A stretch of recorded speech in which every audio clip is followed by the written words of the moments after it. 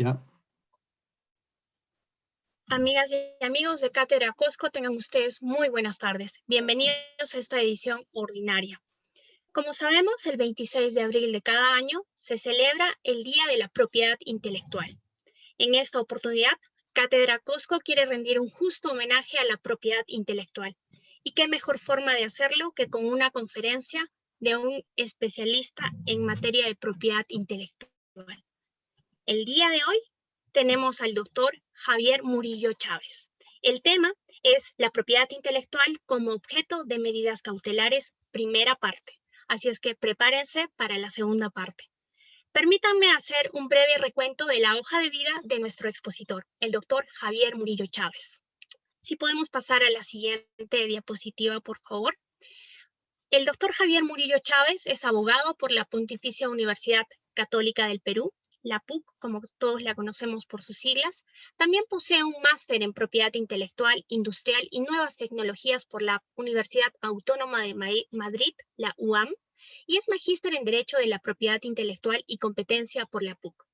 También podemos decir que él es docente universitario en la Facultad de Derecho de la Pontificia Universidad Católica del Perú, en la Facultad de Derecho y Ciencias Políticas de la Universidad Nacional Mayor de San Marcos y en la Escuela Profesional de Derecho de la Universidad César Vallejo.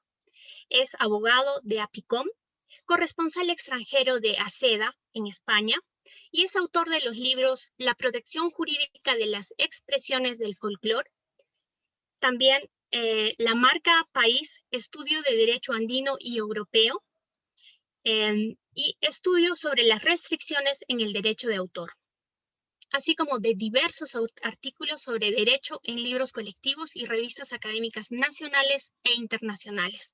Damos las gracias a nuestro expositor, el doctor Javier Murillo Chávez. Gracias por haber aceptado esta invitación. También les damos las gracias a ustedes por compartir su tiempo con nosotros. Les agradecemos mantener apagados vuestros micrófonos durante la conferencia y, como todos ustedes saben, al final de la conferencia se dará la ronda de preguntas, momento en el cual ustedes pueden encender vuestros micrófonos para formular vuestras inquietudes. Sean ustedes bienvenidos a esta edición de Cátedra Cosco. Doctor Javier, tenga usted muy buenas tardes, bienvenido a Cátedra Cosco. Lo dejamos en el uso de la palabra. Adelante. Buenas tardes, Jesse, gracias. Doctor Javier, si podría encender su micrófono, por favor. Bienvenido. Está activado, ¿no? Sí, ahora sí. Buenas tardes con todos, buenas tardes, Jesse, gracias por la introducción. En este caso, como nos ha comentado Jesse, ¿no? El día de ayer se celebró el Día de la Propiedad Intelectual y, bueno, surgió la idea de hablar de este tema, ¿no? Que es de interés general por dos razones. En primer lugar, para conocer un poquito de propiedad intelectual que nos atañe a todos, en realidad, ¿no? ¿Por qué? Porque tenemos que conocer qué cosa es lo que se puede proteger como propiedad intelectual dentro de las reglas que tenemos como abogados, como abogadas, ¿no? No solamente en el ámbito jurídico, sino también en el ámbito empresarial. Precisamente el tema o la temática de este Día Mundial de la Propiedad Intelectual, porque cada Día Mundial de la Propiedad Intelectual de cada año tiene un tema específico, ¿no? Y el tema de este año es justamente motivado al sector empresarial, a las pymes, las pequeñas empresas, cómo podría protegerse ese capital intelectual, ¿no? Que tienen estas empresas. Entonces, he decidido dividir esta charla en dos partes porque la primera es porque esta charla justamente tiene estas dos finalidades. Uno, conocer la propiedad intelectual en general, y la segunda es conocer la propiedad intelectual y la implicancia que puede tener en el derecho procesal y como mecanismo o instrumento de presión o mecanismo para cobranza de deudas o cualquier otra finalidad que se busque en un proceso judicial distinto, ¿no? Entonces, la primera parte nos vamos a centrar, como bien lo he comentado, en estudiar la propiedad intelectual como una materia específica. ¿Por qué? Lo vamos a ver ahorita en la introducción. La propiedad intelectual es un bien, o sea, es un activo de una empresa, de una pequeña empresa, de una gran empresa o de una EIRL o incluso de la propia persona, ¿no? Estos activos intangibles funcionan de una manera distinta a los bienes como normalmente funciona con un auto, con una casa, un inmueble, un departamento. Y justamente necesitamos entender primero cómo funciona la propiedad intelectual para poder estudiar cómo podríamos explotar la propiedad intelectual como objeto de medidas cautelares. Como lo comenté, un día mundial de la propiedad intelectual este año, ¿no? La idea es para que las ideas lleguen al mercado y está centrado en la propiedad intelectual y las pymes, o MIPES como se les conoce aquí en el Perú. Es importante, ¿por qué? Porque una pyme, ¿no? Puede estar utilizando un activo intangible, una propiedad intelectual como bien principal, y sin embargo no lo sabe. Ese es un primer punto. Otro punto podría ser que no tienen cómo proteger la propiedad intelectual porque no tienen el conocimiento para hacerlo.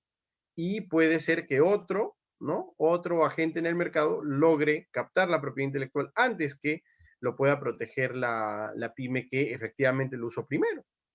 También hay posibilidad de que hagamos todo bien, tengamos la propiedad intelectual protegida, pero venga otro y aproveche la propiedad intelectual y nos quite la propiedad intelectual. ¿Por qué? Porque de repente no cuidamos nuestra propiedad intelectual así. Entonces, ya sea como abogados, en donde tenemos la propiedad intelectual como herramienta para proteger ciertos intereses, ya sea como empresarios, ¿no? Una pequeña empresa o una persona que emprende un negocio, o ya sea finalmente como ciudadanos por cultura general, la propiedad intelectual es un conocimiento que tiene que llegar a todos, ¿no?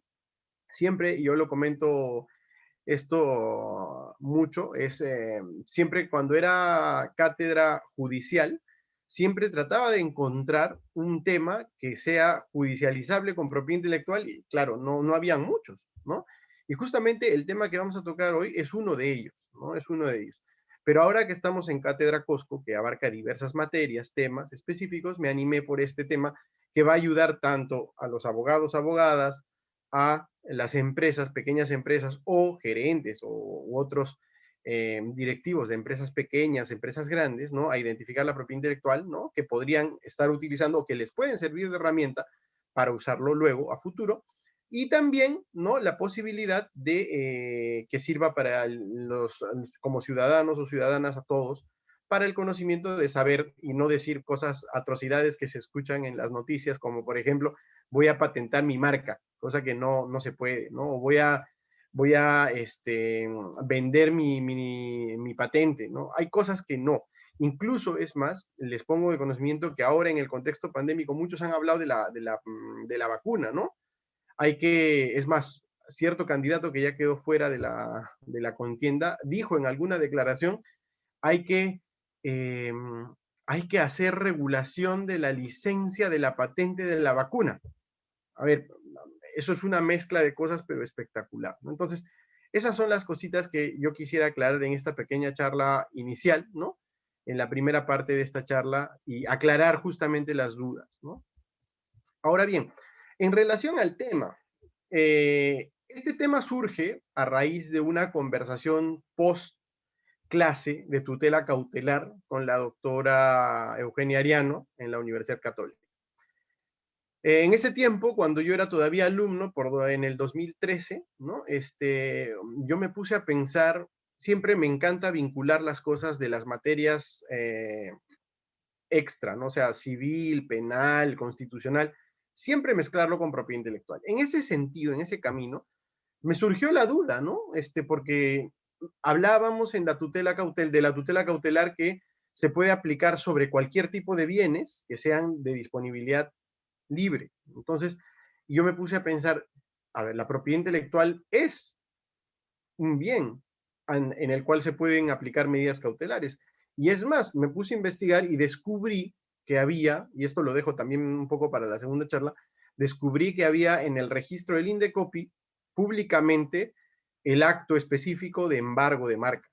Y era una cosa como que me sonaba extraterrestre, porque, claro, unos se especializan en derecho procesal, otros en derechos de propiedad intelectual, pero nunca se hace el match, porque no es un tema específico que se toque ni en las clases de propiedad intelectual, ni en las clases de cautelar. Entonces yo me acerqué a la doctora Ariano y le pregunté, bueno, le expuse más o menos la idea que tenía en la cabeza y ella me dijo que es una idea espectacular, incluso se podría hacer una tesis de esto, una tesis de maestría, una tesis de doctorado sobre el tema. Era una cosa que surgió así de la nada en clase y esto es lo que me comentó, ¿no? Porque nadie, absolutamente nadie, lo ha tratado en el Perú y mucho menos desde el enfoque que le vamos a dar en esta charla, ¿no? Entonces, en ese sentido, para ponerlos en contexto del contexto global que va a tener estas dos charlas, ¿no? Eh, Hablar de propiedad intelectual y medidas cautelares se puede hacer en dos sentidos. El primer sentido, que es el más común, el más sencillo de entender, es las medidas cautelares en los procedimientos administrativos de propiedad intelectual. Hay maneras de obtener propiedad intelectual ante el INDECOPI, la mayoría de ellas iniciando procedimientos administrativos, no procesos judiciales. Y esos procesos administrativos, dentro de esos procesos administrativos, se ha habilitado la posibilidad de solicitar medidas cautelares en algunos casos, sobre todo en las acciones de infracción. O sea, si yo ya tengo una propiedad intelectual, que es de lo que vamos a hablar hoy día, ya en mi poder, en mi titularidad, puedo iniciar acciones de infracción. Es decir, de comunicarle al INDECOPI de que alguien está utilizando mi marca, mi patente, mis derechos de autor sin mi autorización y por lo tanto se le debe sancionar, ¿no? Procedimientos administrativos sancionadores. En esos procedimientos administrativos sancionadores se habilita la posibilidad de solicitar medidas cautelares, ¿ok? Y los entes administrativos tienen la posibilidad por ley, ¿no? Eso es otro tema. ¿Pueden los entes administrativos emitir medidas cautelares sin respaldo jurisdiccional? Es un tema interesante también que se verá en otra charla, en otro momento, pero están habilitados por el momento por ley. ¿Y esto qué habilita? Que, por ejemplo, si se va a sacar un show, un espectáculo de una marca registrada en el Perú, ¿no? Por parte de un extranjero, y un pirata va a sacar el mismo show con el mismo nombre, no. Una vez que se coloca el procedimiento, se inicia el procedimiento administrativo sancionador sobre esa infracción de uso de ese nombre del show específico, y teniendo una fecha, digamos que a la fecha, el 15 de mayo va a ser el evento, yo coloco mi denuncia hoy, pido una medida cautelar y el INDECOPI podría ordenar que no se efectúe ese espectáculo en infracción de mi marca, por ejemplo, ¿no? Otra cosa sería, por ejemplo, en el caso de que se filtre, bueno, no se filtre en realidad, que haya una patente de una de las vacunas. Y esta vacuna sea efectuada por un peruano acá en el mercado ilegalmente, porque no tiene la autorización. El INDECOPI también podría frenar el usar esa vacuna, ¿no? Al margen de que sea un tema de justicia o no justicia o de salud pública, tiene otros mecanismos, ¿no? Específicos que se tratan en la materia de la propiedad industrial, pero existen posibilidades de poner medidas cautelares. Ahora, el sentido que le vamos a dar en esta charla no es ese. Ese es un sentido que es específico de los procedimientos administrativos sancionadores, es de derecho administrativo, no lo vamos a tratar.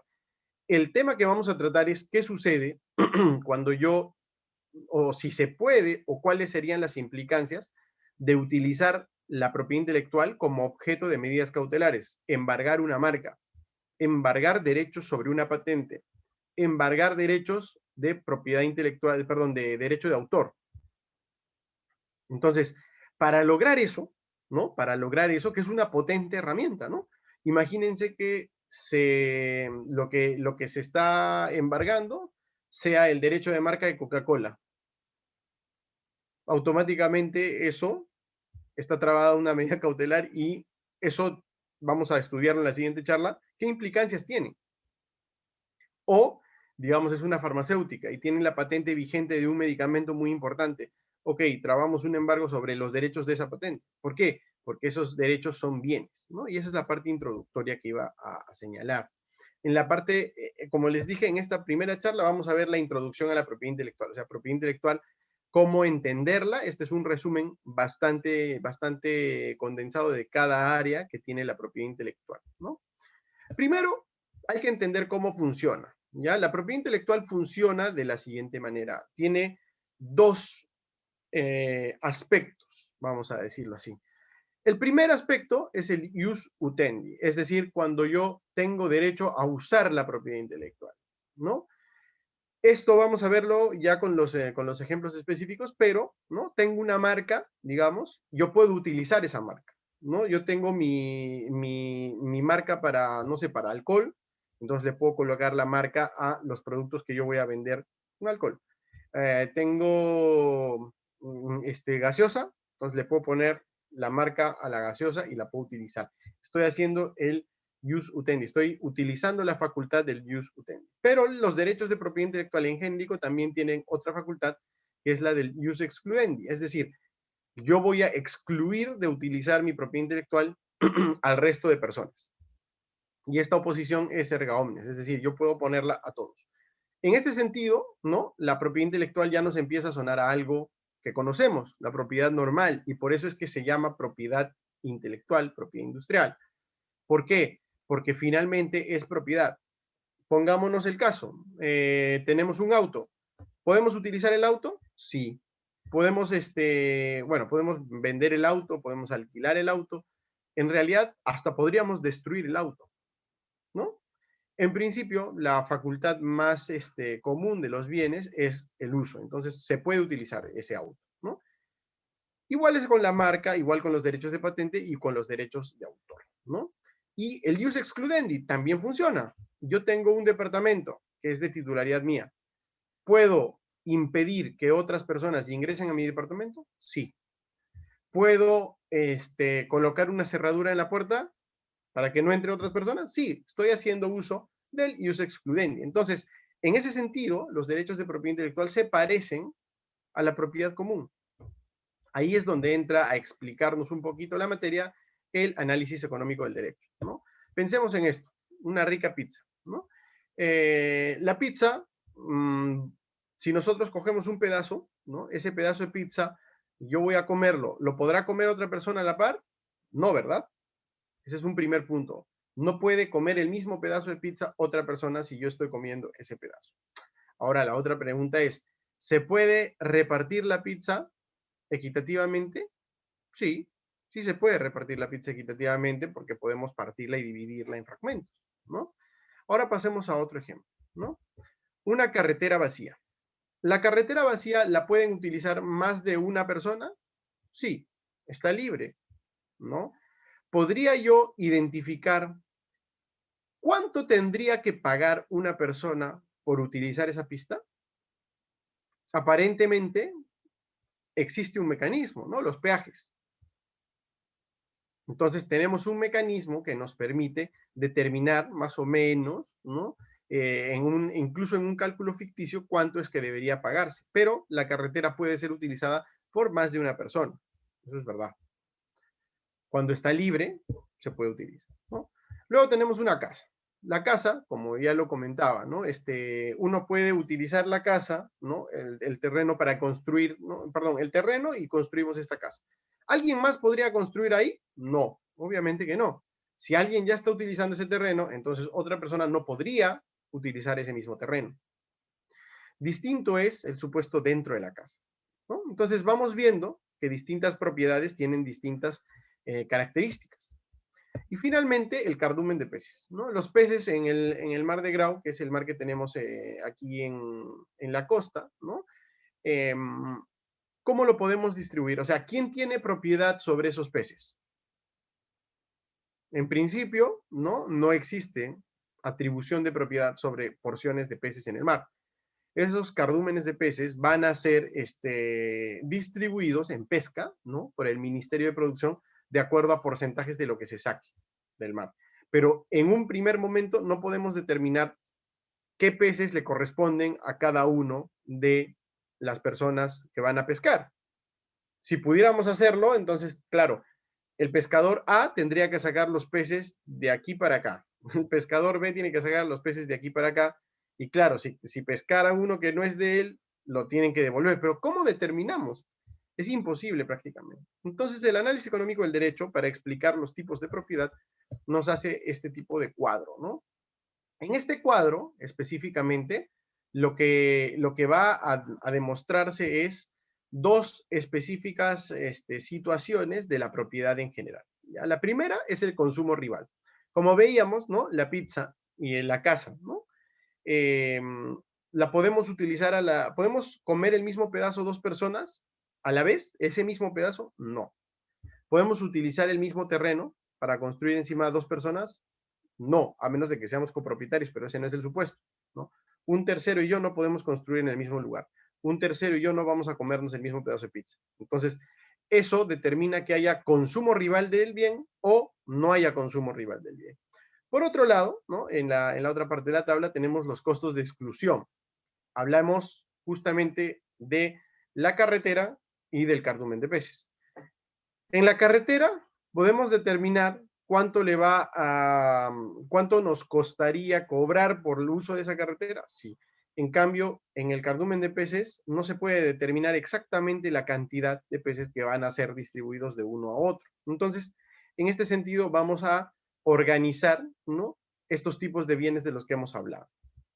La propiedad material, la pizza, el terreno, van a estar en la clasificación de que tienen consumo rival, es decir, dos personas no pueden utilizar esa propiedad en el mismo momento y al mismo tiempo, y tiene bajos costos de exclusión. ¿Por qué? Porque yo puedo excluir de comer la pizza a otra persona rápidamente. La cojo yo primero y me la como.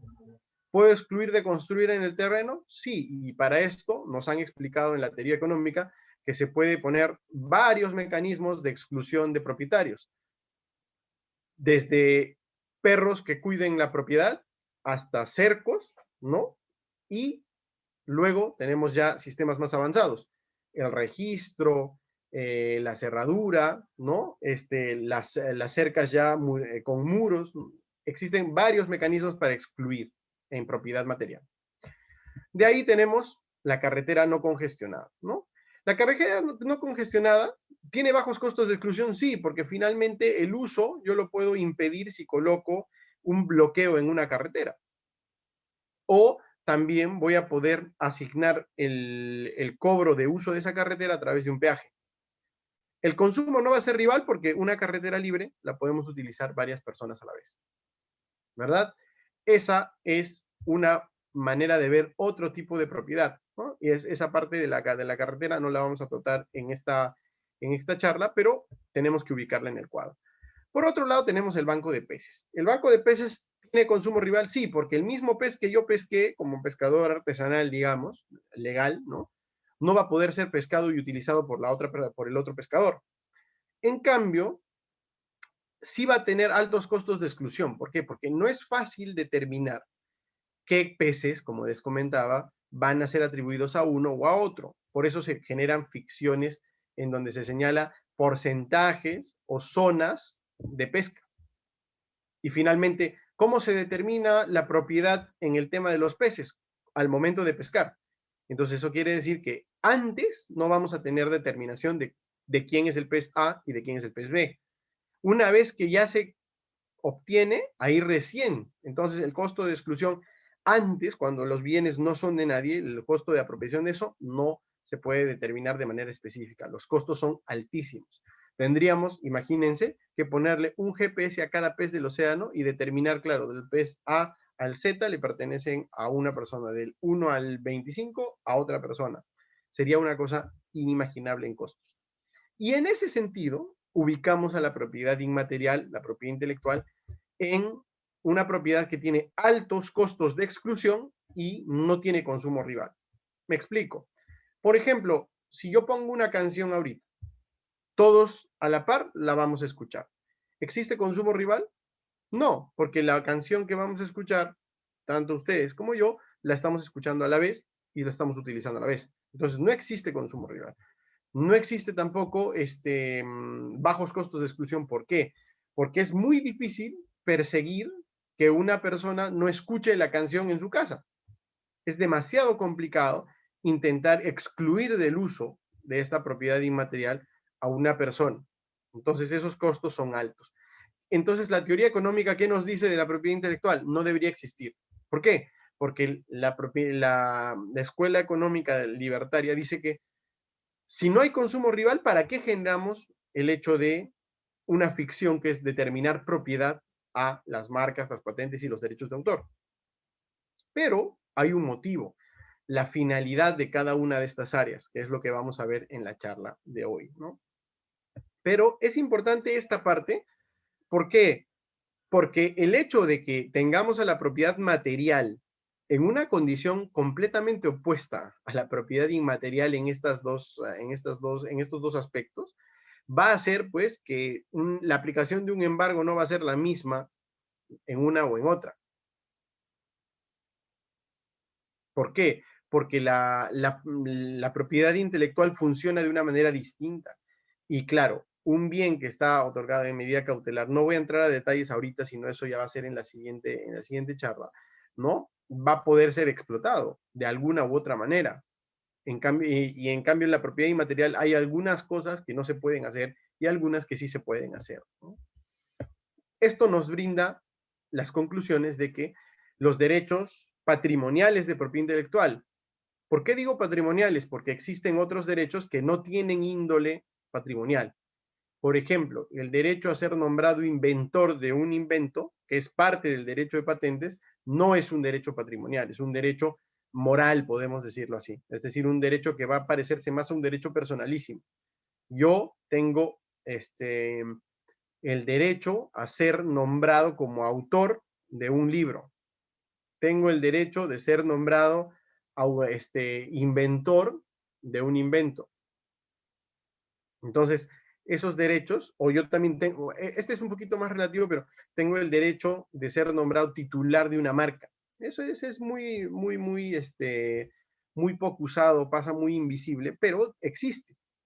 Entonces, los derechos a los cuales pueden ser susceptibles de ser objeto de medidas cautelares son en realidad los derechos patrimoniales de propiedad intelectual. Entonces, toda la mención que se haga va a ser siempre necesaria a los derechos patrimoniales de propiedad intelectual, ¿no? Esto es claro, más claro en derechos de autor porque existen los derechos morales y patrimoniales, pero también las otras dos áreas que son los signos distintivos y la innovación van a tener también esta diferencia, solamente que un poquito más escondida.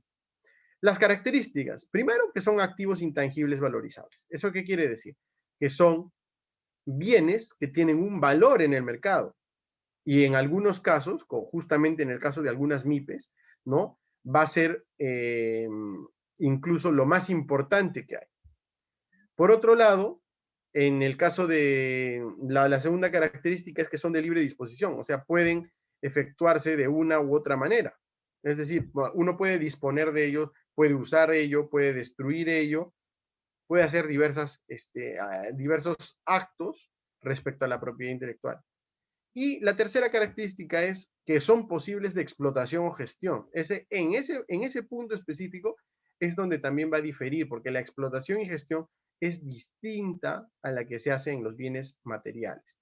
Y ahí surge la duda, ¿no? De cuál es esa regulación acerca de la propiedad intelectual, incluso en el Código Civil, ¿no? El primer artículo es el 18. El 18 nos señala, ojo, el derecho de autor y del inventor. Ya, acá se deja de lado a los signos distintivos. ¿Pero por qué? Esto viene de una tradición antigua de la copia en las constituciones antiguas del Perú, que copiaron la fórmula legislativa que tenía la constitución norteamericana, que hablaba de los derechos del autor y del inventor. Nunca se habló de los signos distintivos, las marcas comerciales, esto no se habló en ningún momento. En un momento inicial, ¿no? Siempre se hizo esa anotación. Entonces, justamente ahí es donde se habla incluso, y bueno, esta es la herencia que tiene el artículo 2, inciso 8 de nuestra Constitución, que habla de libertad de creación artística científica, ¿no? Ahí no se menciona para nada tampoco las marcas. El Código Civil dice, derechos del autor y del inventor se van a regir, ¿no? Ojo, conforme a la ley de la materia. Ok, esto quiere decir, tienes que ir a reglas especiales. Pero aquí nos habla de derechos subjetivos, no de bienes. Entonces, pasemos a un siguiente artículo. Luego nos habla el artículo 884, ¿no? Las propiedades incorporales se rigen por legislación especial.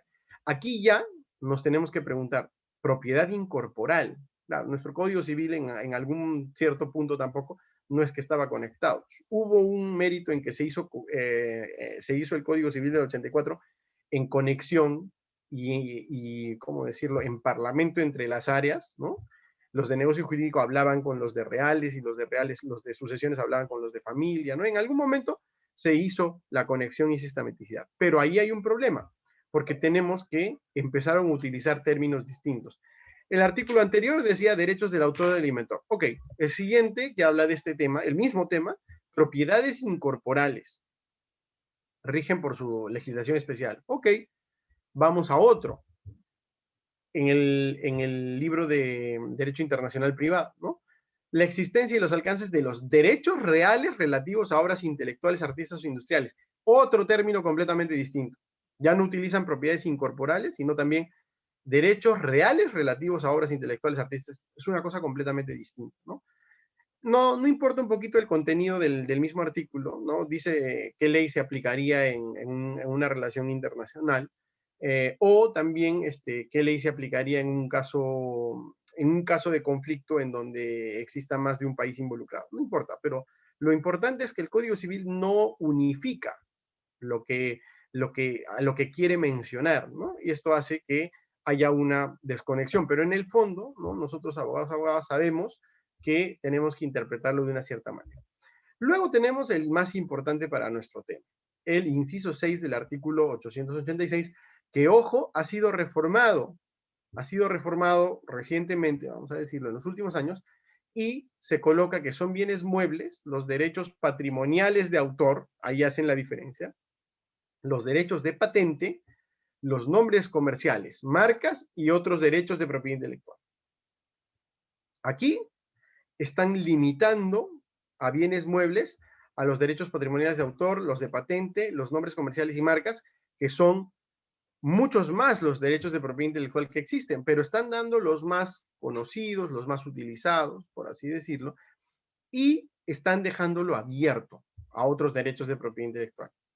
Esa fórmula abierta nos hace nuevamente tener que volver a la legislación especial. Pero lo importante es que nos están diciendo que son bienes muebles. Y como todo bien mueble, ¿no? De libre disposición, etcétera, es susceptible de ser objeto de una medida cautelar.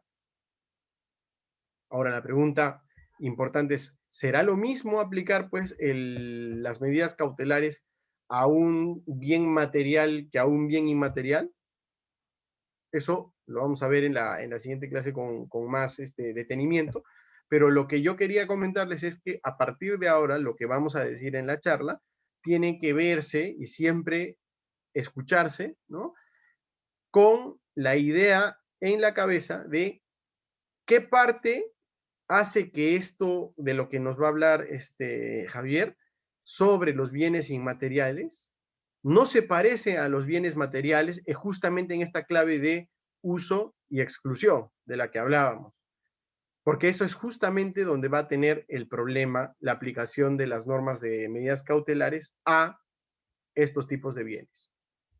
Entonces, pasemos a justamente explorar el panorama, ¿no? En el Perú y en el mundo, salvo España, que ahí utilizan otra denominación, las áreas que tenemos dentro de lo que se denomina propiedad intelectual son 3. En principio, el derecho de autor, así se llama, ¿no? En el Perú y en el mundo, y el derecho de propiedad industrial, que está dividido en las dos que faltan, que es los derechos de signos distintivos y el derecho de la innovación. Y vamos a ver ahora cada uno de ellos, ¿no? Nótese que dentro de propiedad industrial, que es distinto a intelectual, ¿no? Tenemos a los signos distintivos y el derecho a la innovación. La ubicación del derecho de autor, ¿no? En el ordenamiento jurídico dentro de esto es bien especial porque no está dentro de lo que es la propiedad industrial, ¿no? En el derecho de los signos distintivos hablamos de un titular, el titular de los derechos de marca, el titular del derecho de nombre comercial, el titular del derecho de la denominación de origen. En el derecho de la innovación vamos a hablar del inventor o de quien registra el diseño o de el inventor del modelo de utilidad. Y finalmente, en el derecho de autor vamos a hablar de autor, pero también podemos hablar de titular. Lo vamos a ver en detenimiento cuando veamos la parte de derecho de autor. Entonces, empecemos con el derecho de los signos distintivos. En el derecho de los signos distintivos vamos a encontrar todos estos signos que están colocados en los productos o servicios que se ofrecen en el mercado. El decreto legislativo 1075, que ha sido modificado, miren, hace solamente 3 años, bueno, todavía no 3 años, 2 años y un poco más, tiene la denominación, perdón, la lista específica de qué cosa entraría, ¿no? Como propiedad industrial. Acá no está el derecho de autor. Y en la parte de signos distintivos, muy a diferente de lo que se piensa normalmente, tenemos algo más que las marcas. Cuando hablamos de marca, estamos hablando solamente de la punta del iceberg, porque abajo, cuando vemos a profundidad, tenemos otros tipos de signos, incluso, como les digo, que han sido añadidos recientemente. Tenemos las marcas colectivas, las de certificación, los nombres comerciales, los lemas comerciales, las denominaciones de origen, las indicaciones geográficas y las especialidades tradicionales garantizadas, que son otro tipo de propiedad industrial que ha sido registrado, ¿no? ¿Cuáles son las marcas que conocemos, ¿no? La denominativa, la que es solamente conformada por palabras; la mixta, la que tiene palabras e imágenes; la que es solamente figuras, la figurativa; la tridimensional, que es la que es una forma específica, pero llama a pensar en quién te está vendiendo el producto, ¿no? Las sonoras, típica por ejemplo, a ver, una marca sonora sería la de Donofrio, el pitido que hacen los vendedores de Donofrio, ¿no? O estos pequeños soniditos que salen cuando llamamos por teléfono desde un celular Movistar o desde un celular Claro o desde otro operador, ¿no? Luego, las gustativas, aunque no se crea, es o sea, que uno con un sabor sepa específicamente qué empresa le está vendiendo eso. Olfativas, que uno huele específicamente un olor y sabe qué marca es, qué empresa está detrás. La táctil, que uno tocando el producto sabe qué empresa le está vendiendo. ¿Qué es lo común de las marcas? Que hace indicación de un origen empresarial, es decir, que una persona o una empresa específica me está vendiendo ese producto. Ahí pregunta para reflexión para la próxima clase. Entonces, si yo trago una medida cautelar y tengo posesión de una marca, por ejemplo, ¿podría explotarla libremente? Pero en realidad el titular ya no sería quien está utilizando la marca, sino quien ha tragado la medida cautelar. Primera objeción ahí, ¿no? Vamos pensando esto para la siguiente sesión, ¿no? Una marca sonora es justamente el rugido del león de la Metro Goldwyn Mayer. La botella de Olpar, esta textura específica de la botella de Olpar es marca, ¿no? Uno piensa específicamente que están vendiéndole esa marca específica. Hay cepillos de dientes que tienen sabor de fresa, por ejemplo. El olor de, ¿cómo fue? Se registró en cierto momento, luego se cayó el registro, lo declararon nulo, el olor a césped fresco por la mañana para pelotas de tenis, ¿no? Entonces, hacían referencia a una empresa específica. Esos son tipos de marcas. ¿Las marcas en qué se centran?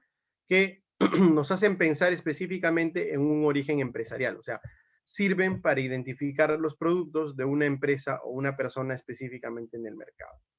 Luego tenemos el nombre comercial, que debe distinguirse de la denominación o razón social, que es parte del derecho societario, y de la marca misma.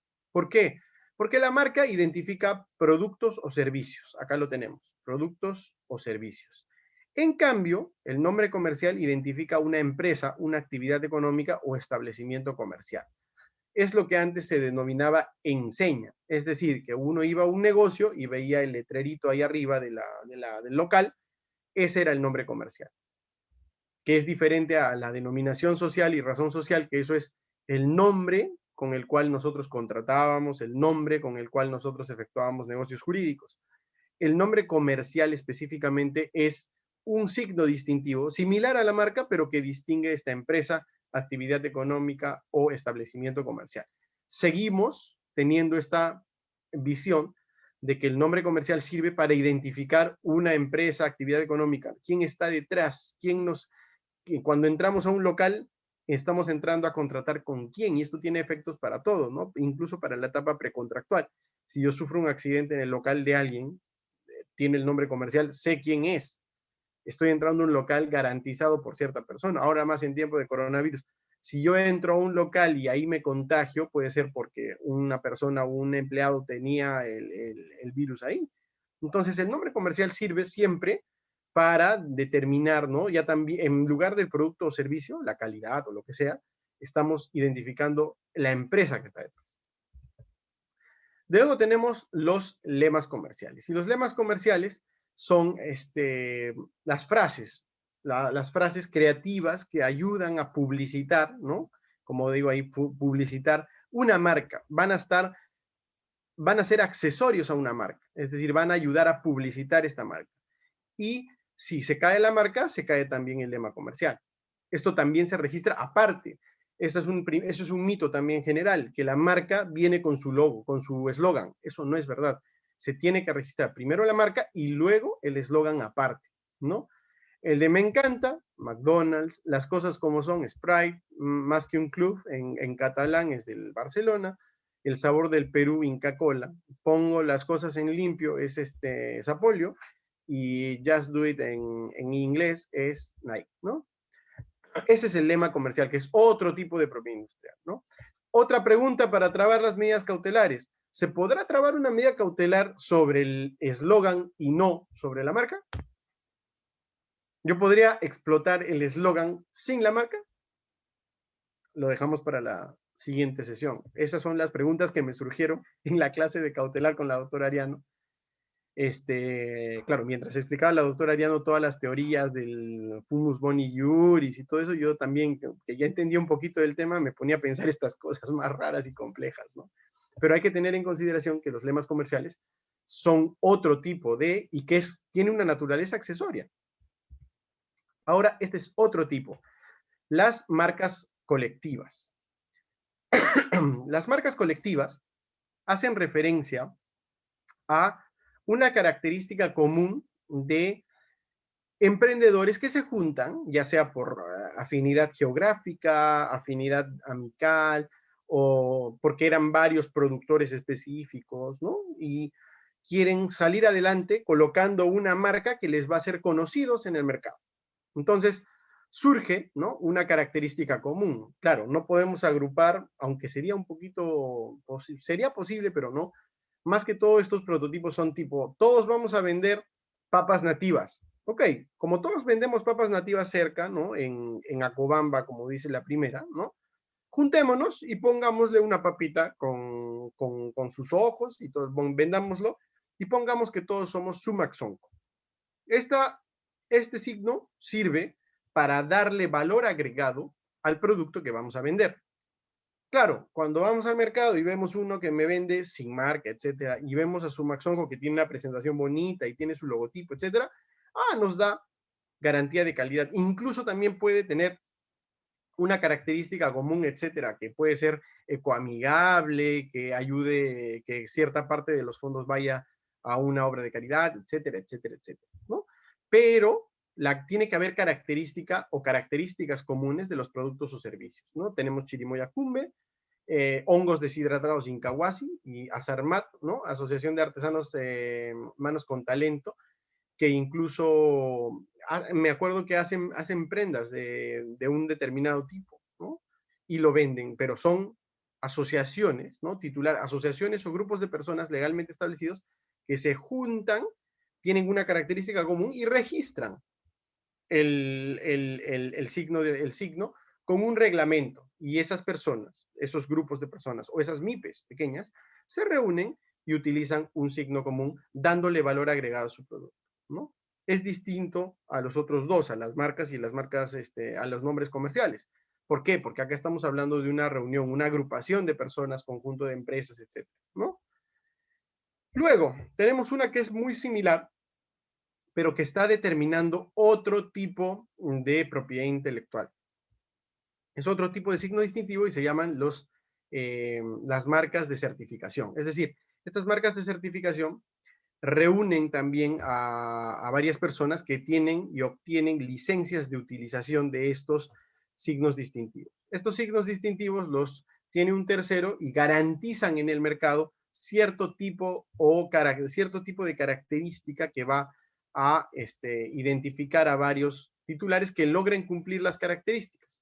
Por ejemplo, todas las de arriba son de responsabilidad ambiental. Si yo tengo esos signos en mi producto, quiere decir que ese titular, ¿no?, tiene esa certificación y te garantiza que la botella va a ser reciclable, por ejemplo. Justamente ahorita tengo acá una botella de agua y acá tienen el signo de reciclable. ¿Por qué? Porque esta botella probablemente sea reciclable, ¿no? Esto es una marca de certificación que es de titularidad de otra empresa. Entonces, la pregunta también va, una medida cautelar sobre un signo de este tipo tiene que tenerse mucho cuidado, porque claro, el expertise de aplicar el reglamento, ¿no? El reglamento y la posibilidad de otorgar licencias a terceros que quieran tener ese signo, se va a poder ejercitar teniendo solamente una cautelar encima de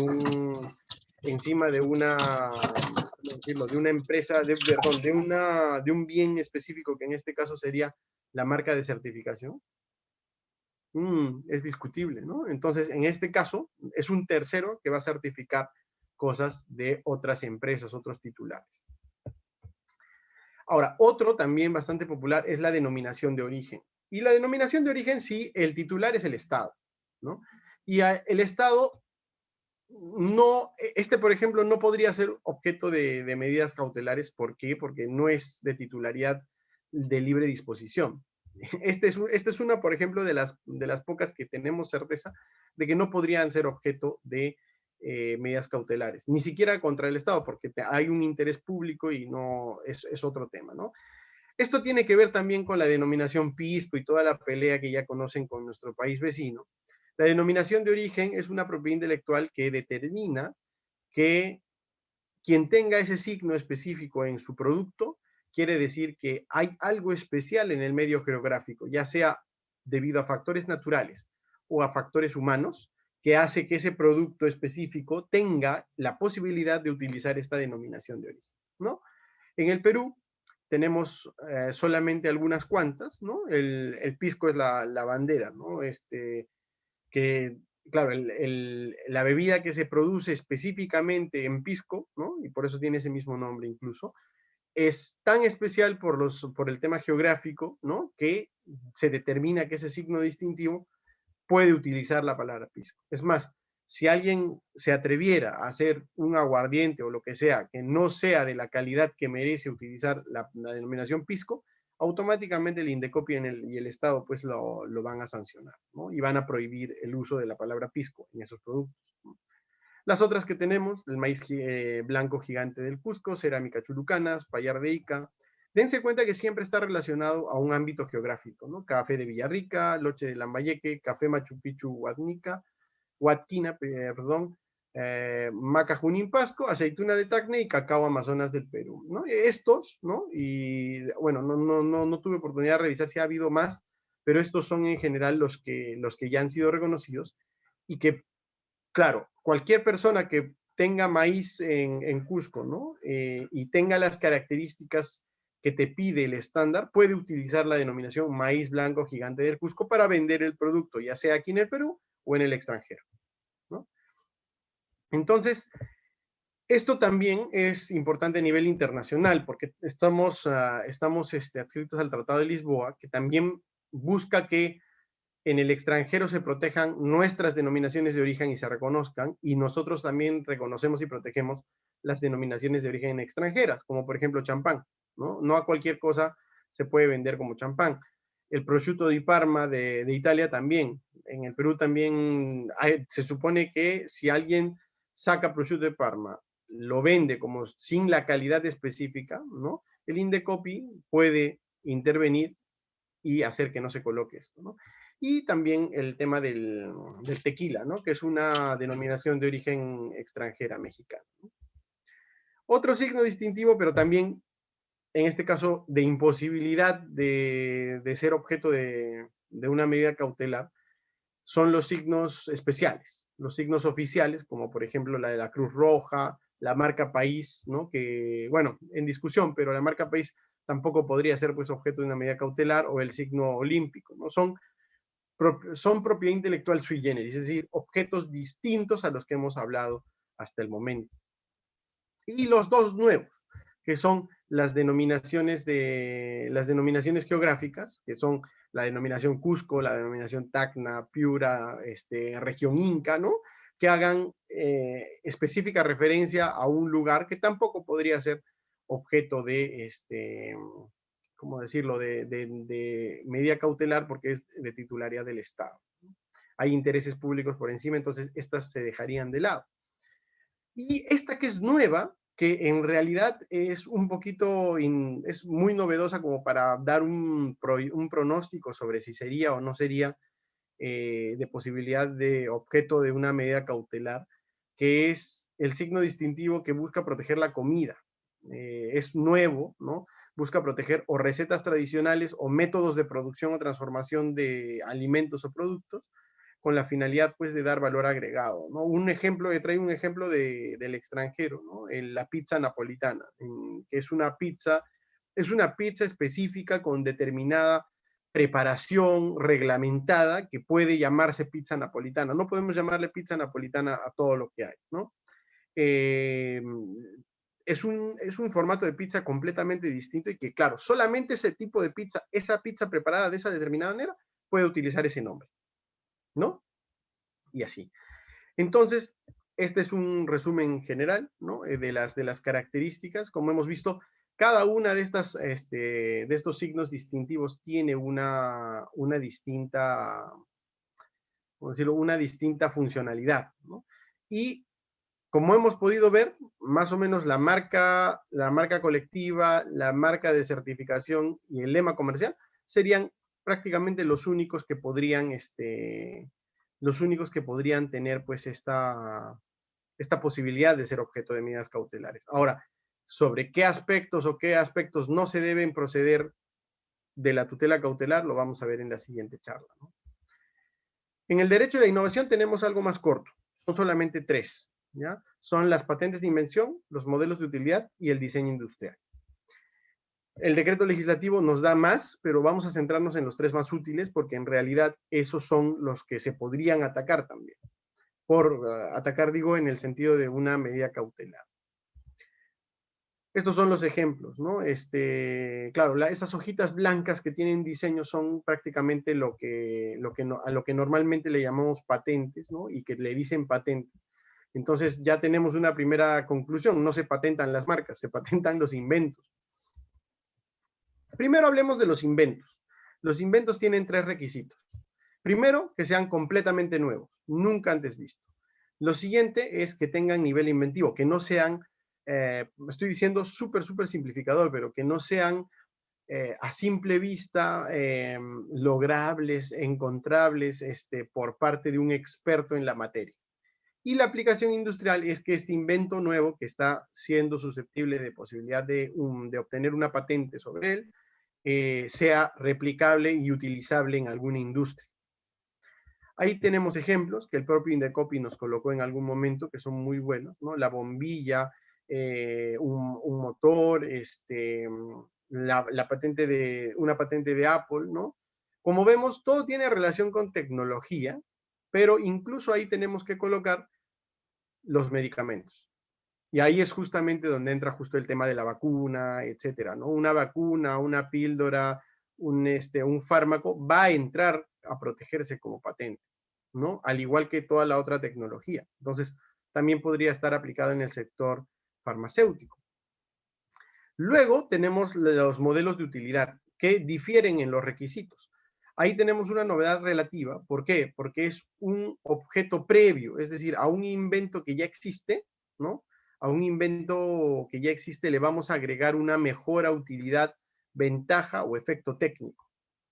¿Eso qué quiere decir? Que le vamos a agregar o cambiar el sentido o mejorar o improvisar algo nuevo respecto a algo que ya existe, a un invento que ya existe. Los ejemplos nos van a dar un poquito de claridad, ¿no?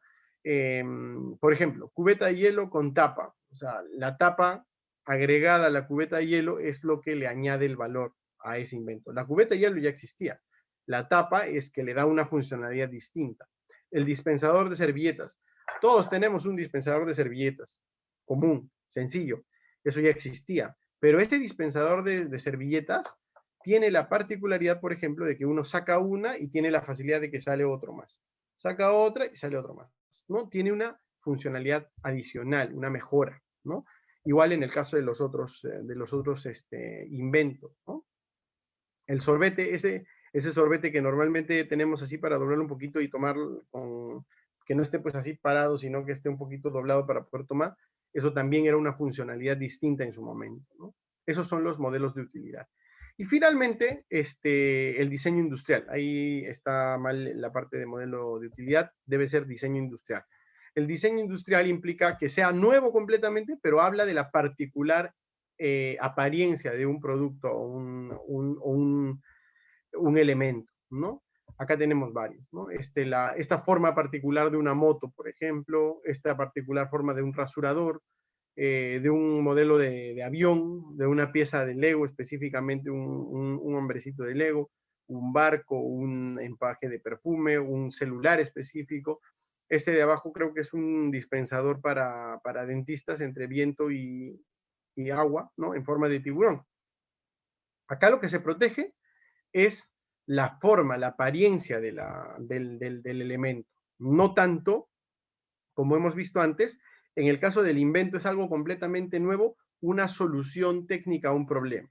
Eso es algo muy novedoso y los requisitos de patente son muy, muy fuertes. Es decir, la novedad que se pide es bastante alta. En el caso de los modelos de utilidad es relativa, un poco menor porque ya existía, y en el caso del diseño es justamente la particularidad de lo que se está, ¿cómo decirlo?, de lo que se va a vender, etcétera, ¿no? Un reloj, una afeitadora, una pieza, etcétera. Acá están las diferencias en sí, ¿no? La patente de invención es una solución técnica inexistente, el plazo de duración es más largo, ¿no? El modelo de utilidad es algo que se agrega, la duración es menor, incluso por eso 10 años o más, cambian ahí los requisitos. Y finalmente el diseño industrial es una nueva forma conocida, también la duración es 10 años. ¿Existen cosas que no pueden ser registradas? Sí, por ejemplo, partes humanas, partes animales, se discute sobre el tema de los microorganismos, etcétera. En la norma especial está qué no se podría registrar, algo que atente en contra de la moral, las buenas costumbres, el orden público, etcétera, etcétera, etcétera. En principio, pero, acá la pregunta es, ¿podríamos aplicar una medida cautelar sobre derechos de una patente, de un diseño industrial, de un modelo de utilidad? Eso impediría, por ejemplo, que una empresa pueda sacar un fármaco a la venta. Pero eso no implicaría, por ejemplo, poniéndome a pensar y reflexionar sobre la segunda parte de esta charla, no implicaría, ¿no? El tema de poder explotar, del plazo de duración, perdón. El plazo de duración se va a interrumpir por el hecho de que es objeto de una medida cautelar. En principio no. Pero la pregunta es, si es un fármaco necesario en el mercado, porque cura una enfermedad, por ejemplo, la vacuna, ¿no? del COVID, si fuera objeto de una medida cautelar de un privado, ojo, no digo del Estado, porque para eso hay otro mecanismo específico, ¿el plazo de duración se detendría? No.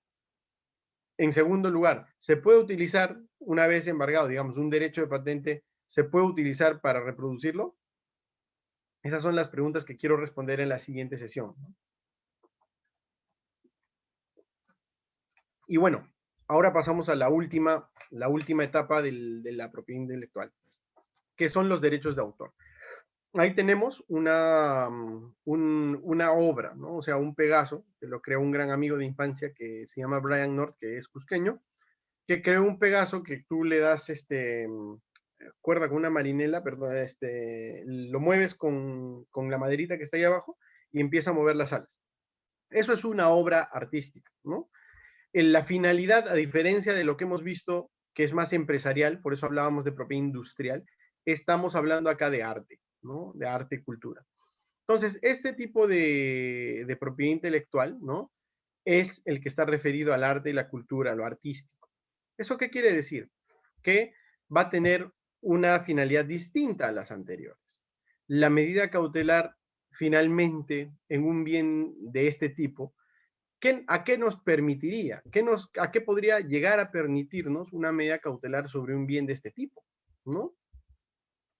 En principio, para hablar de este derecho de propiedad intelectual, tenemos que distinguir a los autores, que son quienes hacen la obra, por ejemplo, quien pinta ese cuadro, quien hace la escultura, que tienen por ley la titularidad originaria. Y también, ojo, porque esto es de disponibilidad, ¿no? Libre también, hay titulares derivados, personas naturales o personas jurídicas con las cuales se contrata sobre esa obra. Por ejemplo, si yo compongo una canción, puedo permitir contractualmente que una persona natural toque esa canción en un concierto, lo suba a internet, a sus redes, o a una persona jurídica para que utilice la canción en una actividad publicitaria, por ejemplo.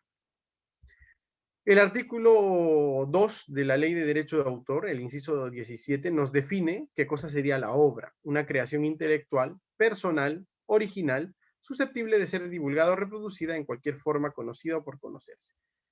Cada uno de estos aspectos nos revela una característica de la obra. Primero, una creación intelectual. Yo siempre utilizo este ejemplo. ¿Cómo medimos la intelectualidad?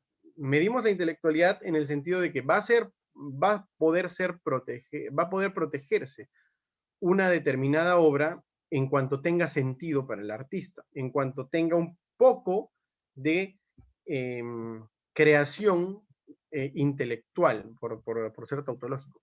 Estos tres elementos de sí, así en sí, no significan nada. Pero para quienes hemos visto y hemos leído Harry Potter, esto puede organizarse de la siguiente manera y ya tiene un significado distinto. Esta es la fábula de los tres magos. El triángulo es la capa de invisibilidad, el palito es la varita de Sauco y el círculo es la piedra de la resurrección. Miren, tan simple el signo este, pero abarca un montón de cosas dentro. Eso hace que sea una creación intelectual. Y eso hace que este pequeño dibujo que es recontra sencillo pueda ser protegido por derechos de autor. Y esto es una obra. Ahora, creación personal. No se protege lo que hace un mono. Ese selfie de ese mono que hay ahí, se lo tomó él mismo. Agarró la cámara y se lo tomó. No se protege por derecho de autores. ¿Por qué? Porque el animal no es sujeto de derecho. Eso que está a la derecha fue creado por inteligencia artificial. Se llama El último Rembrandt. Utilizaron toda la obra de Rembrandt, la pusieron en una computadora, inteligencia artificial, algoritmos, y sacó ese producto. Es la nueva pintura de Rembrandt. ¿Es protegible a favor de la inteligencia artificial? No, porque no se reconoce como sujeto de derecho a la inteligencia artificial. Abajo a la izquierda, ese libro fue escrito por una autora alemana. La autora alemana dijo que era inspiración de Dios y lo intentó registrar a nombre de Dios. Dios no es sujeto de derecho en el ordenamiento. A la derecha abajo tenemos un muelle, ¿no? Ese muelle, cuando cae en las olas, forma una melodía. ¿Esa melodía puede ser protegida? No, porque la naturaleza no es titular de derechos de autor.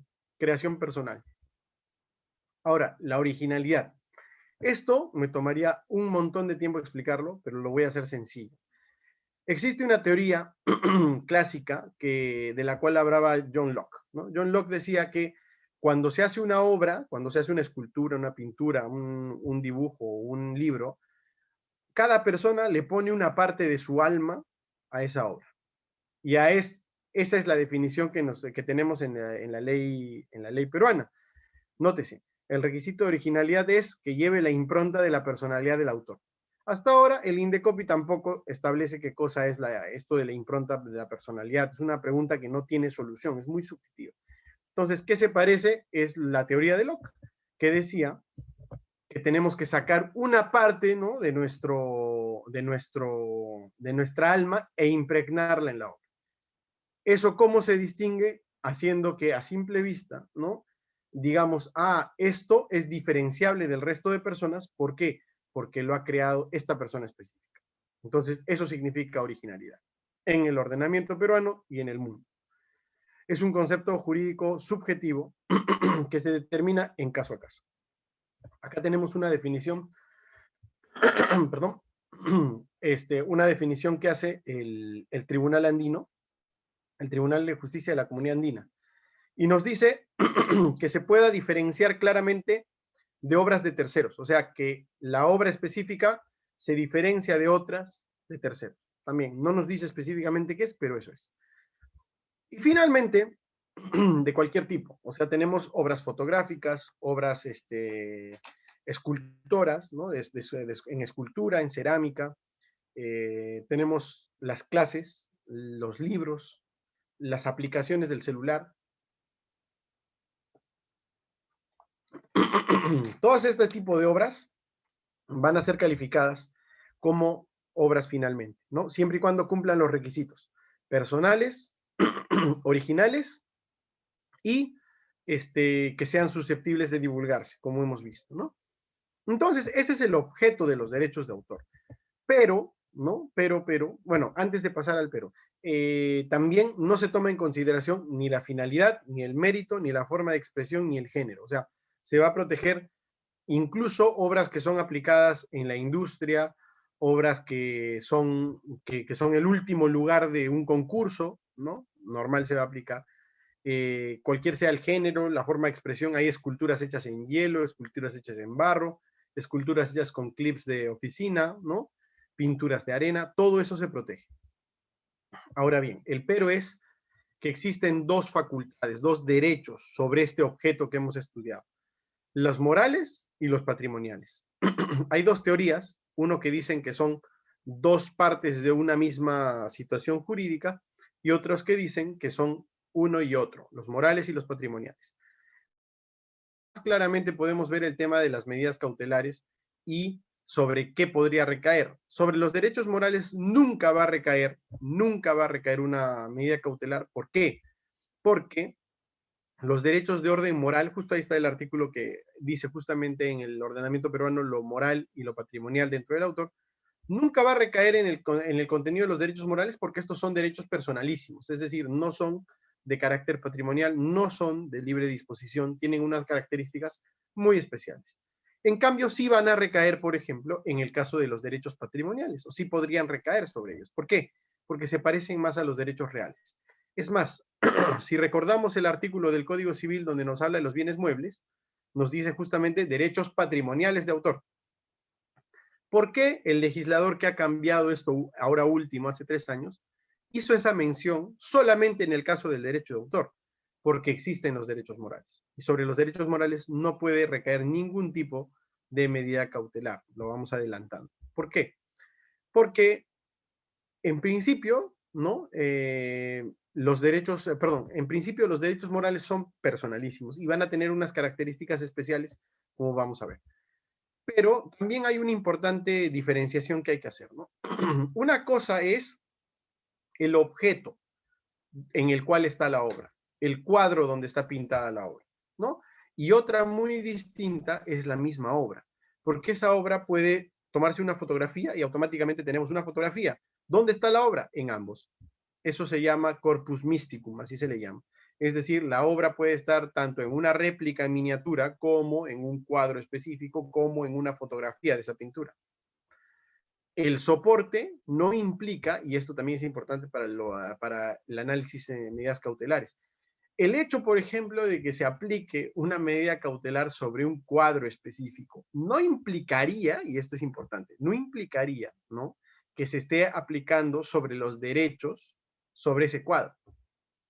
Es decir, una cosa es el soporte material, ¿no?, la tabla, como decía Justiniano, la tabla, y otra muy distinta es lo que se pinta encima de la tabla.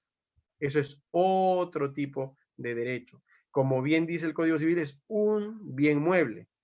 Claro, el cuadro en sí, el objeto, el lienzo sobre el cual está pintado es un objeto en sí, y los derechos de autor patrimoniales son otro bien en sí. Y en la misma ley de derecho de autor lo deslinda, es decir, el hecho de que yo te venda el soporte material, eso no quiere decir que te estoy dando derechos en específico, ¿no? Como en el caso de mi pequeña hermana, mi hermana dibuja, hace dibujos artísticos y los trata de distribuir, vender, etcétera, le hacen encargos de dibujos. El hecho de que ella venda un dibujo específico, ¿no? Ese dibujo específico, el venderlo o el trasladarlo a una persona, no hace que ella esté cediéndole y permitiendo a esa persona que saque tasas con ese dibujito. No, no, no, no, no. Eso se verá contractualmente distinto porque es un derecho específico distinto al de obtención del soporte material de la obra. Y esto es importante, como les digo, para el objeto de medidas cautelares. ¿Dónde está la obra aquí? Lo tenemos tanto en el papel, la obra, como en el carro específico. Imaginemos que tenemos el carro al frente, no es una fotografía. Es más, si tenemos una fotografía, ahí también está la obra, ¿no? El soporte será distinto, el papel fotográfico, el archivo donde está la fotografía y si tocamos el Ferrari Testarossa, ahí también tendremos el soporte. Igual aquí, las figuras en miniatura de la Torre Eiffel tienen la obra arquitectónica ahí, ¿no? Y la Torre Eiffel automáticamente también es la obra y también tiene el soporte.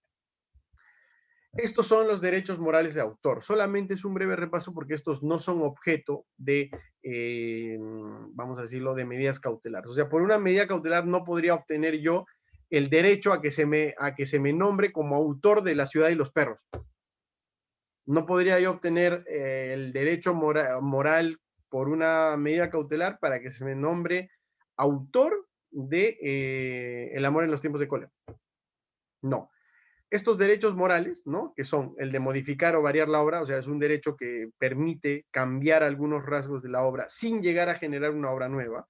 El derecho de retirar la obra del comercio, es decir, de sacarla de circulación porque ya no quiero que circule la obra. No, no se puede utilizar eso porque son derechos específicos que tienen características específicas. El derecho de pelear por la deformación de una obra tampoco puede ser susceptible de medidas cautelares. Como les dije, el de paternidad, o sea, que se me nombre autor de una obra, no puede ser. El derecho de acceder a una obra tampoco, y el derecho de divulgar o mantener inédita una obra tampoco. ¿Por qué? Como lo dije, ¿no? En spoiler hace un ratito, el artículo 21 de la Ley de Derecho de Autor le reconoce algunas características a los derechos morales, que sean perpetuos, inalienables, inembargables, irrenunciables e imprescriptibles. Ahí lo dice literalmente, inembargables. ¿Eso qué quiere decir? Que no son objeto de medidas cautelares. Todos estos que hemos señalado, ¿no? Ninguno de estos puede ser objeto de medidas cautelares. Ahora bien, a diferencia de los derechos morales, como vimos, el Código Civil sí reconoce los patrimoniales. Y estos patrimoniales, ahorita vamos a ver la lista. Estas son las facultades específicas que tiene una persona con un derecho patrimonial. Primero, ejercerlo. Si yo tengo una canción, puedo escuchar la canción, ¿no? Ejercer el derecho moral, el derecho patrimonial de reproducción. El derecho patrimonial de disposición. Yo puedo permitir que alguien edite mi libro, publique mi libro. Estoy disponiendo de esos derechos. Y finalmente también de defensa. O sea, puedo denunciar a alguien que vende mis dibujos sin mi autorización. Ahora, ¿cuál será la lista? La lista está conformada por 4 principales. Y esto sí es importante, pensando en la siguiente clase, en la siguiente sesión, ¿no? Sobre el tema de las medidas cautelares que podrían efectuarse sobre estos bienes, que, spoiler alert, obviamente se pueden obtener medidas cautelares sobre esto, son la reproducción de la obra, ¿no? La reproducción quiere decir hacer una copia o reproducir la obra en un mecanismo de reproducción, comunicar al público la obra, es decir, poner en conocimiento de la obra de varias personas, reunidas o no, o sea, incluido ahí Internet. Distribuir al público la obra quiere decir soporte físico, es decir, coger un libro y venderlo. Coger una escultura, hacer copias y venderlas, distribuir la obra. O transformación de la obra. Es decir, yo permito a un tercero que haga algo extra con mi obra. Tenemos Harry Potter, ¿no? Y yo le permito, hay 7 libros de Harry Potter, ¿no? 7 libros de Harry Potter y 8 películas. ¿Esto qué quiere decir? Yo puedo permitir a un tercero que haga una película extra o haga un libro extra a través del derecho de transformación. Y finalmente los últimos 2 que no son muy importantes y bueno, el penúltimo es el que permite traer obras ilícitamente hechas en el extranjero al territorio peruano, ¿no? Ese es un poquito más complejo. Y el último es el números apertos, es decir, que hay otros derechos de utilización que también podrían determinarse. Ahora la pregunta es, como objeto de medida cautelar, ¿podría ordenarse el embargo de la generalidad? O sea, de todos los derechos patrimoniales. Eso habría que determinarlo. Pues, si se admite una medida cautelar, vamos a decirlo, indeterminable en todo caso, no indeterminable, sino indeterminable sobre una cantidad de bienes, porque todos estos derechos, cada uno, son individuales y funcionan de manera individual. Entonces, claro, se puede pedir trabar una cautelar sobre todos o tiene que ser por cada uno específico. Y vamos, la potencialidad de uno, porque estos sí son completamente exportables. Vamos a verlo en la siguiente sesión porque efectivamente habría que ver si es posible o no. Estos, les voy dando un adelanto, yo creo, y del tema estudiado, parece que son los que más se pueden utilizar como objeto de medidas cautelares, ¿no? Si hay un editorial que nos tiene una deuda y tú le embargas automáticamente el derecho de reproducción y de distribución, los dos, de un libro específico, no sé, de Vargas Llosa o de otro autor, de Renato Cisneros, etcétera, que tienen su poder en virtud de un contrato de edición, y eso lo embargamos, ahí sí podríamos explotar eso. Y explotar quiere decir obtener todas las ganancias por cada venta de esos derechos de autor, de esas copias que se distribuyan. Entonces así, vamos, a la larga podríamos obtener el saldo de la deuda que se tiene adeudada, ¿no? A través de esa cautelar. Y claro, eso es bien, esa deuda, vamos, esto para la siguiente clase, pero esas deudas podrían ir cubriendo la deuda o van sumando como frutos, etcétera, etcétera. Son varios temas que hay que analizar, ¿no? Y bueno, para finalizar, el panorama completo, ¿no? Los derechos de autor sirven para promover y proteger la cultura, ¿no? Las normas especiales son una norma supranacional, que es la decisión 351 de la Comunidad Andina, el decreto legislativo 822, que es la ley de derecho de autor, ¿no? Y el criterio para proteger es la originalidad, esta entelequia que nos habla Locke de la parte del alma, etcétera. El derecho a la innovación, al contrario, lo que promueve es la innovación y la tecnología, ¿no? Ahí, viendo este tema de las cautelares, tendríamos que observar sobre todo el tema de que hay intereses públicos de por medio, ¿no? La innovación y la tecnología en el sector farmacéutico, en el sector de tecnología de la salud, etcétera, que también están podrían traernos problemas, ¿no? Y en otros casos, los de diseño industrial. Imagínense el nuevo diseño de un auto específico que se iba a sacar en el Perú y está registrado acá en el Perú, ya no podría entrar al mercado peruano si es que es embargado. O si se pone una cautelar de no innovar. Entonces hay que ver el tema y es muy, muy específico, ¿no? Lo vamos a ver en una siguiente sesión. Y finalmente, el derecho a los signos distintivos, ¿no? Que tiene el mismo marco regulatorio que el derecho a la innovación. Nuevamente, una norma supranacional, la decisión 486 de la Comunidad Andina, ahí se regula todo como marco, aplicable directamente al Perú, ojo.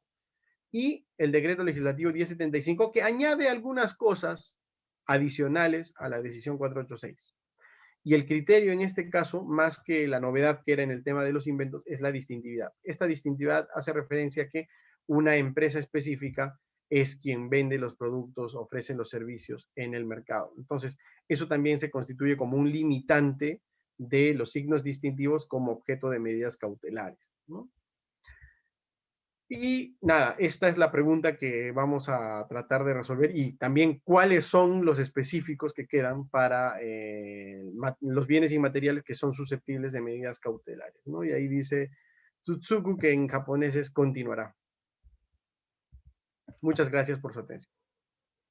Gracias, Javier, por tu exposición. Ha sido bien clara, bien precisa, y como es de costumbre, vamos a dar paso a ver si las personas que están presentes en la audiencia necesitan alguna pregunta. Antes de pasar a decir algo sobre las preguntas, yo quiero felicitarte públicamente por la publicación de tu tercer libro, denominado Estudios sobre las restricciones en el derecho de autor, una nueva excepción para los usos de obras protegidas con fines benéficos.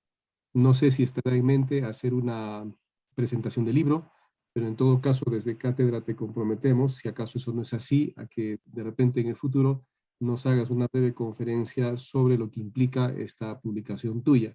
En pocas palabras, para que nuestro público entienda, es que muchos personajes, por ejemplo, de los superhéroes, están protegidos por lo que acabas de exponer. La figura de Spider-Man, la figura de Iron Man.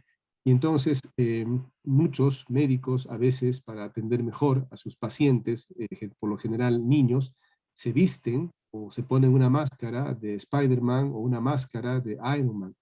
Entonces, si nos apegamos a la protección de esa propiedad intelectual, de esa propiedad, tendrían que pagarse derechos por ese uso. Pero tú sostienes de que por los fines benéficos, por la finalidad del empleo de ese patrimonio a cargo, por ejemplo, de médicos para atender a niños con vestidos de Spider-Man, de Iron Man, estarían exceptuados, ¿no? De, digamos, pagar algo a estas empresas por el uso de ese material, que es de hecho su propiedad. Felicitaciones, Javier.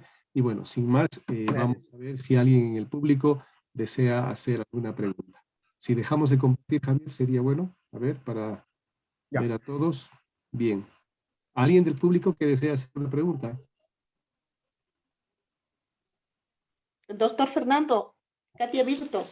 Sí, Katia, qué gusto. Primero, buenas noches y felicitar al doctor Javier que nos trae un tema en realidad muy novedoso y muy interesante. Hace muchos años antes de la norma vigente, yo conocí un caso de un artista ceramista que trabaja en la zona del Cusco, ¿no? Que tenía registrado los símbolos de la cultura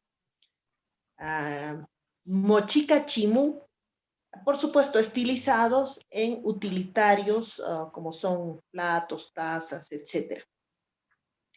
Con este registro que él tenía, él manifestaba que los demás ceramistas de la zona no podían, pues, adornar o fabricar sus utilitarios que vemos que se venden en el mercado de Pisa, en el Valle Sagrado, con estos motivos, ¿no?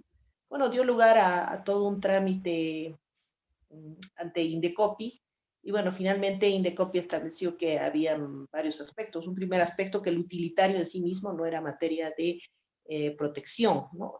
Porque una taza, un plato, siempre sería una taza y un plato, no tenía nada de originalidad.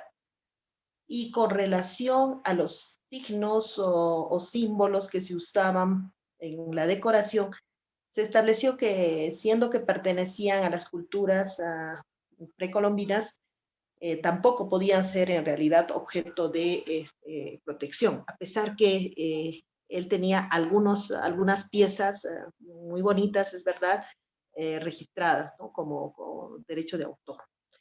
Yo quisiera preguntar al doctor Javier, que es entendido en esto, en el contexto de hoy, porque esto que lo estoy narrando, esto más o menos, si mal no recuerdo, fue el 2002 o 2003, hace 20 años, en el contexto actual, ¿qué visión tenemos sobre esto, ¿no? Sobre el tema utilitarios, platos, tazas, jarras, y sobre el tema de la estilización de los símbolos de la cultura precolombina? Gracias, doctor, por su respuesta. Gracias. A ver, en este caso, la norma antigua quizás no tenía conexiones con el tema de patrimonio cultural y sobre todo, pues, estos elementos que están en el borde, ¿no? La propiedad intelectual tiene algunos aspectos que son antiguos que nos retan y son nuevos, otros nuevos que nos retan, ¿no? Entre los nuevos tenemos, por ejemplo, inteligencia artificial, y entre los antiguos tenemos justamente conocimientos tradicionales, elementos históricos, ¿no? Que no cuadran o no nos permiten de todas formas registrar o nos generan problemas al registrar, ¿no? Pero hay maneras de explotarlo de manera legal y de manera correcta y de registrar y obtener esa propiedad intelectual, ¿no?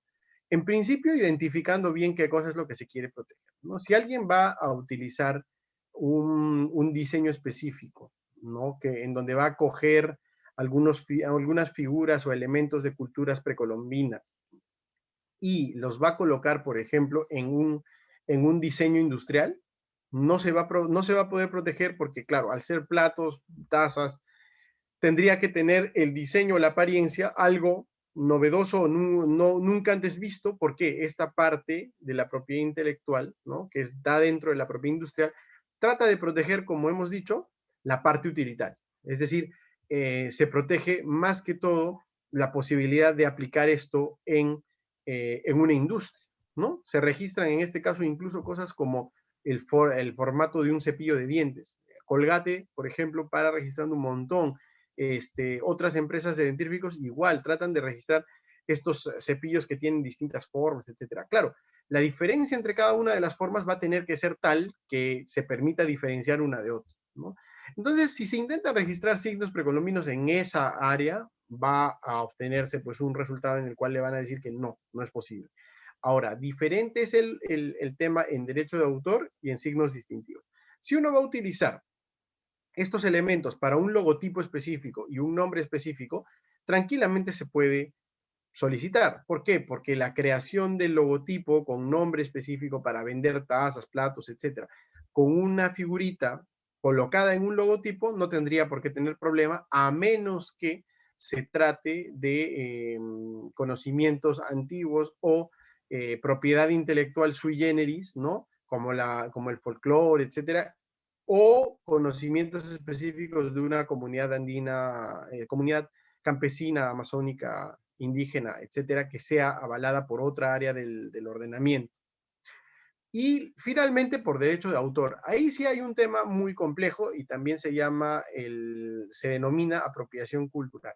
Lo que sucede es que estos elementos, ¿no?, precolombinos, etcétera, que claro, tuvieron un sentido distinto en algún momento de la historia, no necesariamente en la actualidad van a poder ser utilizados para poderse registrar como derechos de autor. En principio, porque hay un movimiento que critica justamente la apropiación cultural. Ha habido muestras de que algunos diseños de este tipo, ¿no?, en México, han sido registrados en Estados Unidos como parte de figuras o prendas de vestir, artefactos de moda. Entonces, eso no puede pasar.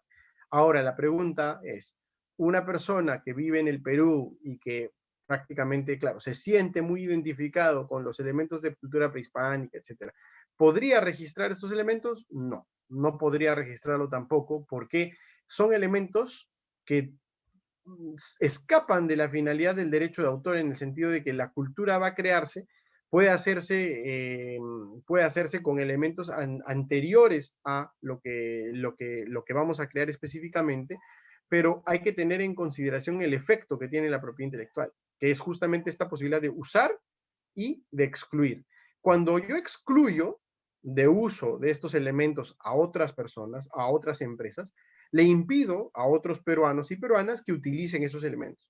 Entonces, eso no lo puede permitir la propiedad intelectual. ¿Por qué? Porque hay elementos que no le pertenecen a nadie o tienen que mantenerse libres.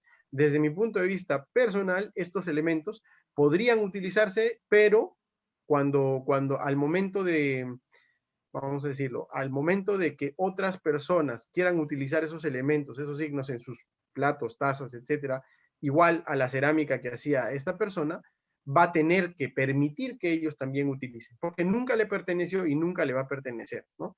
Hay elementos no reivindicables dentro de lo que se protege, y eso es justamente lo que pasa, ¿no? Es lo mismo que cuando uno registra una marca y registra, no sé, la marca, a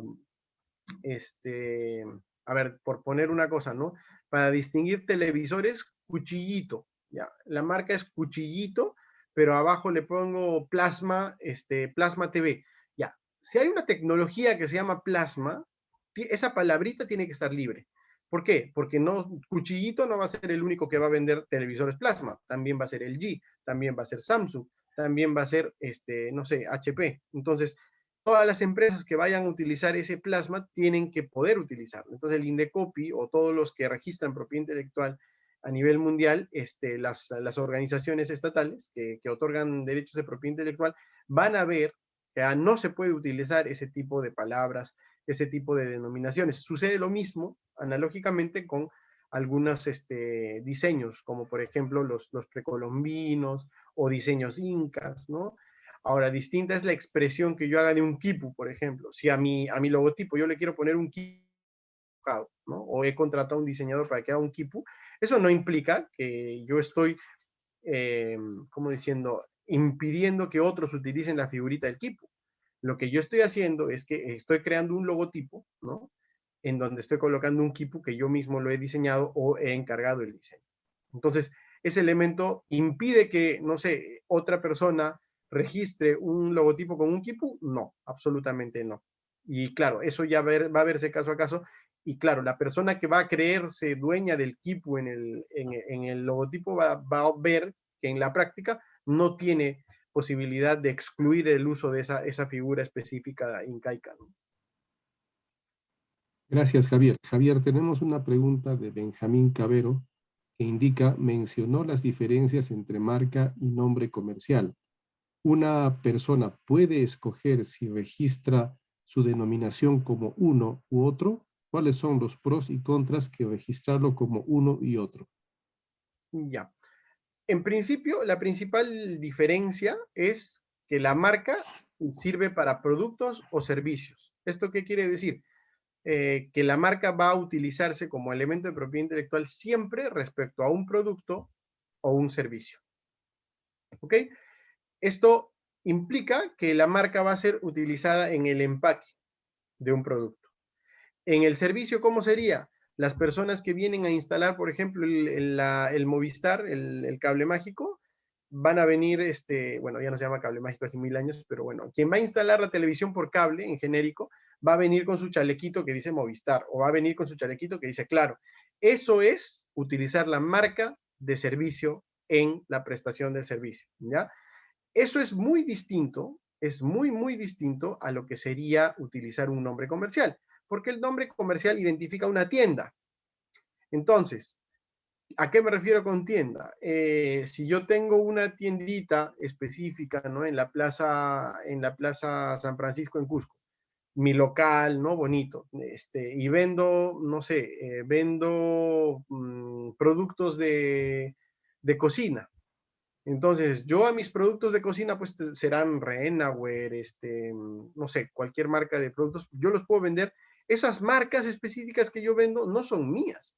Yo he comprado productos con otras marcas para vender. Entonces, en ese caso, tengo ahí un establecimiento comercial que necesita ser distinguido. ¿Por qué? Porque yo lo que voy a querer es que vengan a comprar a mi tiendita, ¿no? Que no sé, por decirle algo que se llame Vincenzo Store. Ya, Vincenzo Store, yo quiero que vayan a comprar ahí. ¿Por qué? Porque ahí me dan productos de buena calidad, traen novedades, etc. Entonces, ¿cómo me identifico en el mercado? A través de un nombre comercial. Pero también pasa, ¿no? Justamente veo en los comentarios que señalan Plaza Vea, ¿no? Claro, Plaza Vea también, el nombre comercial es Plaza Vea. ¿Y qué pasa? La diferencia entre marca y nombre comercial. Plaza Vea, o no me acuerdo a cuál, corresponde la marca Bells, por ejemplo. Bells es una marca blanca, eso quiere decir que es la marca que le colocan a un producto genérico de un establecimiento que utiliza el nombre comercial como figura. No es que uno elija entre uno u otro. Uno tiene que elegir la propiedad intelectual específica que le calza, ¿no? Lo que sí puedo aclarar es que a nadie le conviene no registrar nada. ¿Por qué? Porque luego puede venir otra persona que registre y ahí sí hay problemas, como ha sucedido en varios casos profesionales que tengo, que una persona emprende, ¿no? Hace su emprendimiento, efectúa ya incluso contratos, sus servicios, etcétera, y pasa el tiempo y aparece otro que lo registra. Y esta persona que emprendió inicialmente, claro, la otra persona vio el negocio y dijo, uy, este nombre está interesante. ¿Lo registró? No lo registró. Uy, inmediato, registro. Registran el nombre a nombre de un tercero y ese tercero está denunciándolo ante el Indecopi para que la otra persona deje de utilizar el nombre. Claro, y ahí vienen con el problema los abogados para que tengamos que solucionar eso. Y claro, es todo un camino, todo un proceso, pero la opción es registrar por lo menos, si voy a tener un establecimiento, un nombre comercial. Ya si voy a empezar a vender productos o voy a ofrecer servicios específicos, ahí recién registro como marca.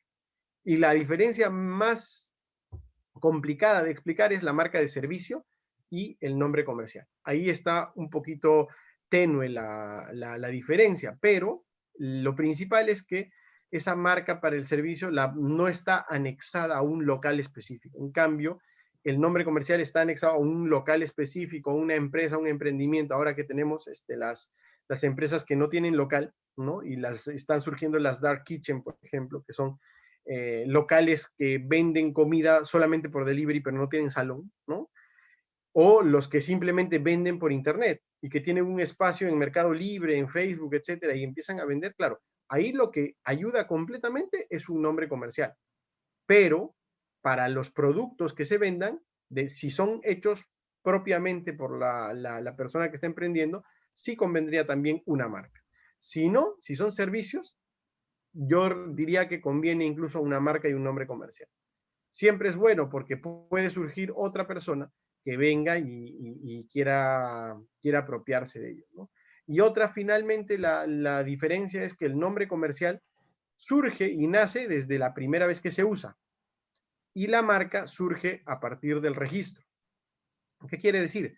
Que si yo tengo mi tiendita de productos de decoración en Cusco, desde hace mucho tiempo, no sé, vendo desde el año 70, ¿no? Y lo hacían incluso mis papás, mis abuelos. Ese nombre es lo que pasó con Oesle. Ese nombre lo tengo acá en Lima. Oesle era una tiendita en el centro de Lima. Y esa tiendita era un nombre comercial, Lo que sucedió es que el nombre comercial lo abandonaron mucho tiempo y vino el Oesle actual, que es del grupo Intercorp, creo que es incluso, y que se apropia de ese nombre para sacar la tienda que conocemos ahora. Pero el nombre comercial estaba justamente reflejado en un establecimiento, ¿no? Ese nombre comercial va a existir desde la fecha de primer uso, o lo que podamos probar como primer uso, es decir, una boleta, una factura, contratos, lo que haya más antiguo. En cambio, la marca va a surgir a partir de que se registra. Y únicamente desde que se registra en adelante lo podríamos utilizar. Gracias, Javier. ¿Alguien más que desea hacer una pregunta? Creo que ya no, Javier. Te agradecemos tu tiempo, gracias por tu conferencia. Y bueno, nos despedimos agradeciendo a todos los que han concurrido por su presencia, por su audiencia. Y bueno, hasta una próxima edición de Cátedra Cosco la próxima semana, o si surge algo, una extraordinaria. Pero en todo caso, Javier, nos debes la segunda parte. Trata de hacerlo pronto porque de repente nos olvidamos de lo que hemos escuchado hoy día. Bien, un abrazo, Javier. Chao, nos vemos. Gracias. Hasta luego. Chao, chao. Chao. Chao, nos vemos. Chao, chao. Gracias, doctor. Bueno. Nos vemos. Chao. Nos vamos despidiendo. Cuidémonos todos, por favor.